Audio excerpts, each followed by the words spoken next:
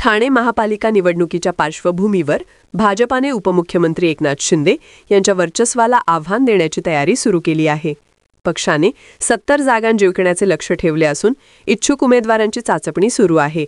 यावर प्रतिक्रिया म्हणून शिंदे गटानेही सावध पावलं उचलत स्वबळावर लढण्याची तयारी केली आहे. ठाण्यातील महापालिकेच्या 33 प्रभागांमध्ये इच्छुक उमेदवारांची परीक्षा घेण्यात आली. यावेळी भाजपाकडून अब की बार 70 पार असा नारा देण्यात आला. ठाणे महापालिकेत एकूण 131 प्रभाग आहेत. त्यातील 70 जागां जिंकणे भाजपाचे लक्ष्य आहे. पक्षाच्या माहितीनुसार 133 पेक्षा जास्त उमेदवार असून सुमारे 500 इच्छुकांनी अर्ज केले आहेत. भाजपा आमदार संजय केळकर म्हणाले, यंदा महापौर आमचाच असेल. संजय केळकर ठाणे महापालिकेत भ्रष्टाचाराच्या प्रकरणांवर सातत्याने टीका करत आले आहेत.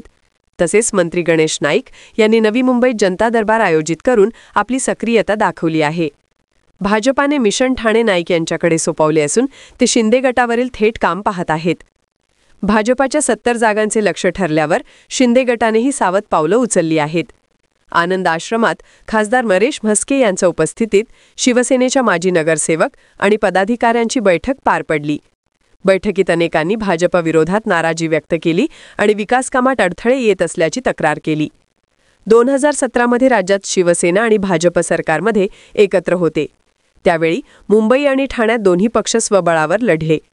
मुंबईत भाजपाने ठाकरे गटाला रोखण्यासाठी जोरदार रणनीती आखली आणि 31 जागांवरून 82वर मजल मारली. ठाण्यात 2017मध्ये शिवसेना आणि भाजप स्वतंत्र लढले होते.